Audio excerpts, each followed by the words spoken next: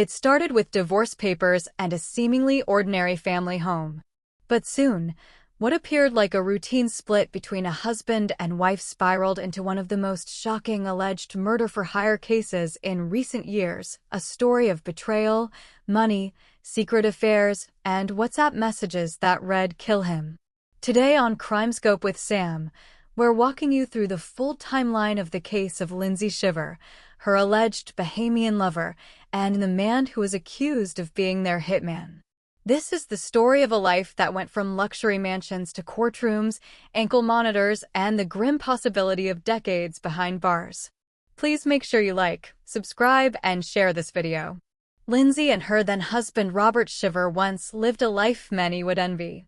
Their home in Thomasville, Georgia was reportedly worth $2.5 million. They had a large property, comfort, stability. But in April of 2023, everything unraveled. Robert filed for divorce, citing what he described as marital infidelity. According to court records, he claimed that Lindsay had breached their marital vows, allegations that sent their comfortable lives into chaos. Lindsay denied wrongdoing. She responded in her filings that the marriage was irretrievably broken and said any extramarital involvement, if it existed, had happened during a period when they were separated, and thus she argued it should not be considered infidelity. By mid-2023, the once tranquil home had turned into the front line of a bitter divorce and custody battle. Tensions were high. Their shared assets, including multiple properties and a vacation home, became matters of contention. Custody of their 3 children hung in the balance. One small but telling detail. A week before her arrest, Lindsay reportedly called 911 after a dispute with Robert over their private plane. She wanted to leave for the Bahamas. He denied her permission. Police bodycam footage captured the moment, and the argument laid bare just how fractured their relationship had become. The scene was increasingly volatile. Neighbors, friends, even family, everyone could sense something was wrong. But no one could have known what was about to unfold. In July 2023, while the divorce and custody fights were underway, a seemingly unrelated criminal investigation in the Bahamas changed everything. Authorities there investigated a theft or break-in at a bar where a man named Terrence Bethel worked, a bartender with ties to Lindsay, according to reporting. As police probed the break-in, they obtained Bethel's phone under a warrant. Once inside, investigators found a trove of messages, photos, and a WhatsApp conversation that would blow the case wide open. Among the messages, photos of Robert. And accompanying them, a chilling directive: kill him. The messages implicated not just Bethel, but a third man, Farron Newbold Jr., alleged by police to be the hired hitman. According to authorities, Lindsay had sent the photos of Robert to Newbold and asked him to kill him. Investigators concluded that this was no idle venting or angry text. What they saw, in context with photos, timing, and multiple communications, looked like a murder-for-hire plot. The break-in investigation had unexpectedly uncovered what became a transnational suspected crime. With the evidence collected, authorities moved quickly. In late July 2023, Bahamian police acted on the information. They arrested Lindsay, Bethel, and Newbold. All 3 were charged with conspiracy to commit murder, specifically in connection with the alleged plot to kill Robert in their Bahamas vacation home. The news sent shockwaves through both countries. A Georgia mother and former pageant queen, a wealthy ex-NFL player, a bar bartender, a suspected hitman. The story had all the makings of a high-stakes drama. The Bahamas' notorious Fox Hill prison gained sudden notoriety, a scene shift from sunshine and yachts to concrete walls and cell doors. But just weeks later, in August 2023, bail was granted. Lindsay posted a $100,000 bond and walked free under strict conditions. Bethel and Newbold reportedly secured their release under $20,000 bonds. The conditions were clear. Don't leave Nassau without permission. Wear a GPS ankle monitor. Report regularly to authorities. No contact with Robert. No public statements about the case. For a moment, it seemed like the case had cooled. the public's attention shifted. The headlines faded. But beneath the surface, nothing had changed. For months, Lindsay lived under surveillance, literally. The GPS tracker on her ankle was meant to ensure she stayed under jurisdiction.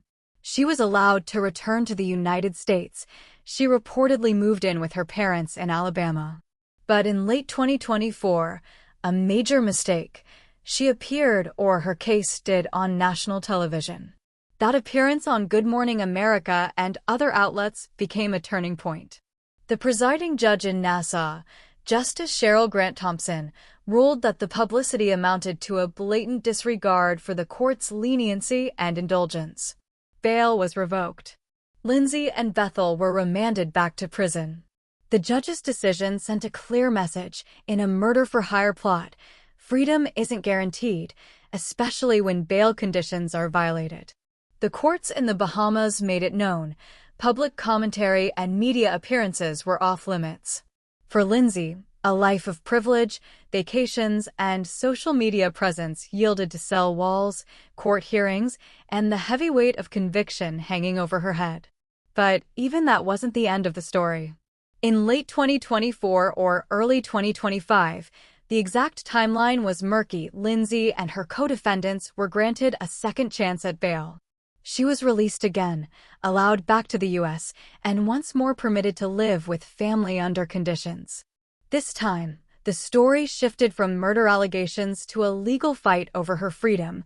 She asked a Nassau court to remove her GPS ankle monitor.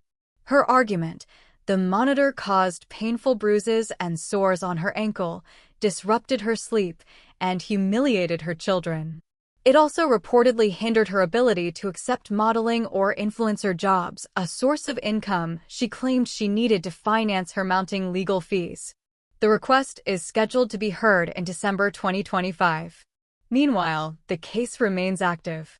Her trial is slated for March 2026 after multiple delays.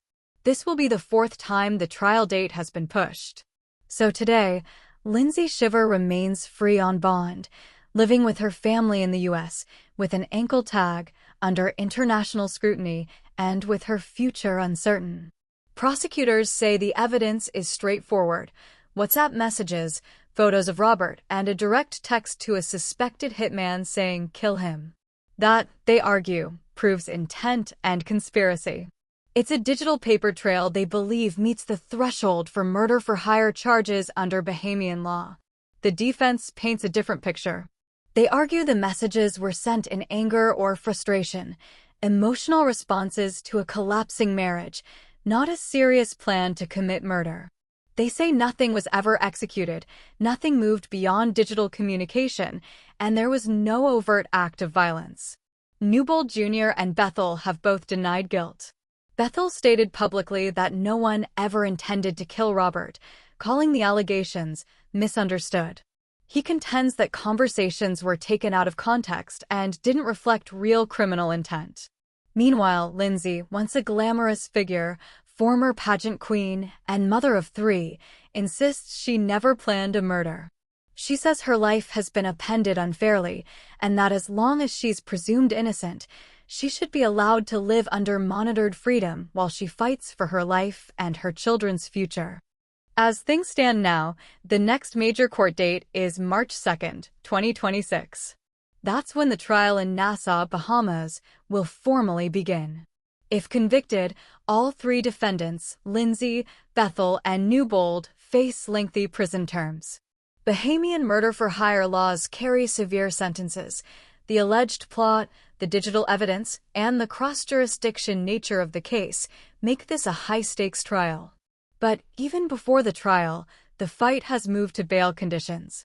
Lindsay is asking the court to remove the GPS ankle monitor, claiming it has ruined her chance to rebuild her life, care for her children, and earn income to fund her defense. The December 2025 hearing will determine whether she can drop the monitor before trial. Supporters of the charge argue removing the monitor would be a mistake, that it's the only guarantee the accused remains under jurisdiction, and that travel or escape remain realistic risks. Critics, including the accused lawyers, warn that prolonged monitoring without conviction undermines presumption of innocence and imposes undue hardship. The case of Lindsay Shiver touches on many hard truths about privilege, betrayal, desperation, and how quickly lives can turn from luxury to legal limbo. It shows how modern crime can be digital, hidden in plain sight. WhatsApp messages and photos might form the backbone of a murder case. It raises questions about domestic strife, divorce, custody, infidelity, and whether the breakdown of a marriage can sometimes lead to extremes people can hardly imagine. It also demonstrates how justice systems, across borders and jurisdictions, handle complex conspiracies, bail conditions, and pretrial rights. The fact that she was released, rearrested, re-released, and is now fighting monitoring conditions underscores how fragile and controversial pretrial freedom can be. And finally, it's a cautionary tale that in a world where secrets, money, and desperation collide, tragedy can be planned and sometimes close to home. If you found this case as shocking and complicated as I did, please make sure you subscribe to CrimeScope with Sam and turn on notifications. We'll keep tracking every new update in this case. Leave a comment below. What do you think? Was this a wild plot or just angry words blown out of proportion? Stay safe out there.